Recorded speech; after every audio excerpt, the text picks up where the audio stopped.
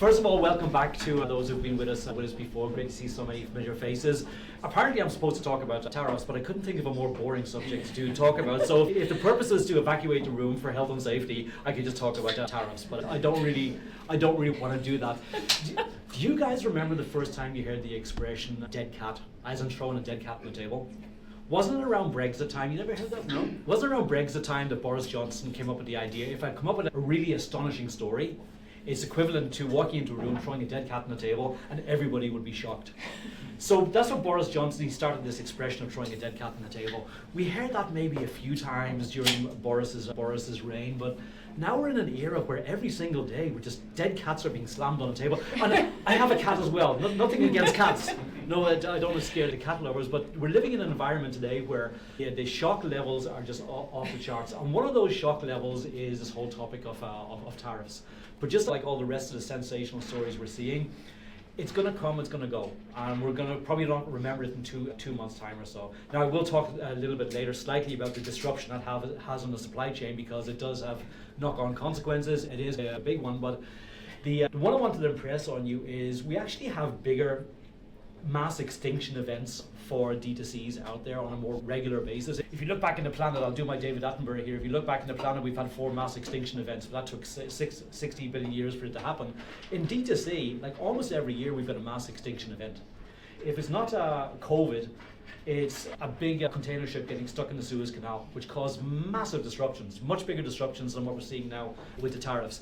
It was the SARS virus even before that. Now it's the current tariff situation. So poor old D2Cs who are fledgling companies, bootstrapped, begging, Frank, where are you? They're begging Frank for funding here, and they're looking for help.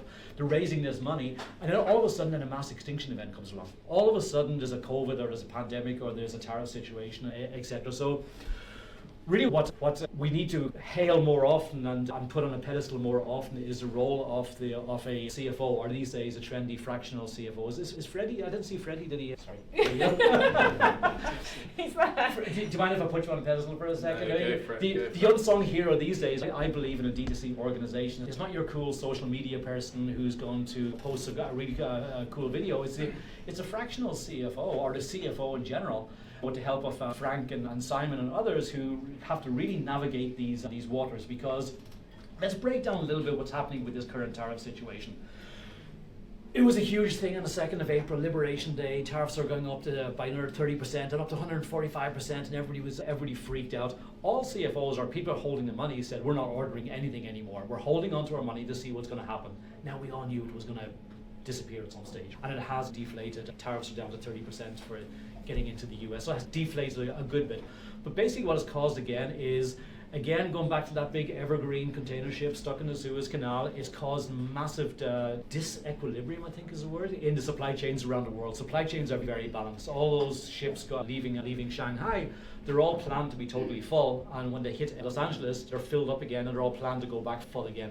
50% of those container ships didn't sail in the month of April. The ones that did sail were half empty. They got to Los Angeles, and then they had nothing to pick up and to go back. It's going to take months for that to recover. So what's happened was, again, 50% of the container ship volume went down for a month of April. Everybody came back last week and said, okay, I need to place my orders now in China for the peak season that's coming up.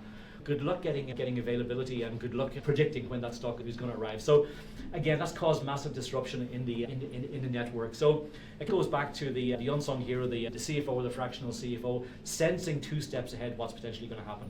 How much money do I need to have in the bank to survive another mass extinction event? It's a little bit exaggerated. How much money do I need to have in the bank to anticipate that pretty much every year there's a mass extinction event which puts a lot of D2Cs out of business? So what do I need to do to anticipate the next mass extinction event? What securities do I need to have lined up?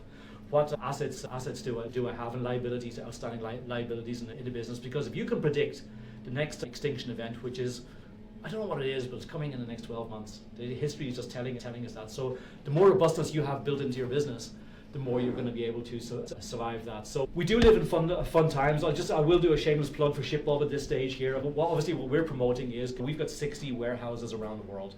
We've got warehouses in Australia, Canada, US. We help our customers move stock around the world. It flows in a very smooth manner. We do that seamlessly in the background. We process hundreds of millions of parcels through our network every single year. We're the biggest in this space for D2C. Did I just do the Trump hands thing? We're the biggest in this space for D2C. So shameless plug there, but it does give us the somewhat of an ability to be able to advise on here's what you need to do to get your stock into the market before the next tariff increase comes. Here's what you should do to. There's 3 ways to grow a business, right? There's you can diversify, add new products. We can't really help with that. You can get into new channels. You can strike up a relationship with Boots or Superdrug or Amazon, and we can help you do that. We can help you get into channels. That's the second pillar of growth. Or the third pillar of growth is find new markets, find new geographies. And we are in all major markets around the world, which will give you access to 2 billion e-commerce shoppers out there. So in terms of looking for robustness, again, the Freddies of the world and the smart CFOs are going to help you navigate how much reserves you need to have to predict the next mass extinction event, but then having the robustness built into your network as to, am I in the right channels? Am I single threading in one particular area? How many US D2Cs are only selling on Shopify, getting all 100% of their stock from China? Extremely precarious situation. So you really want to be in multiple channels. You really want to be in multiple geographies as well. I'm probably going to put 1 or 2 of our customers on the spot here because I don't want to be preaching at you about ShipBob for the rest of the evening, although I'll do my damnedest to do. But we do have Space Goods and David over there for Space Goods. We got Crimpet, Mike from Crimpet. And we got Omar from Hello Clean. I probably missed a few people as well. So feel free to ask the guys what it's like working on an international level across multiple channels. But shameless plug over. It is here as Tash said. This is a great event for networking, and it's good to see you all. And I'm sure we'll catch up. Brilliant, thank you.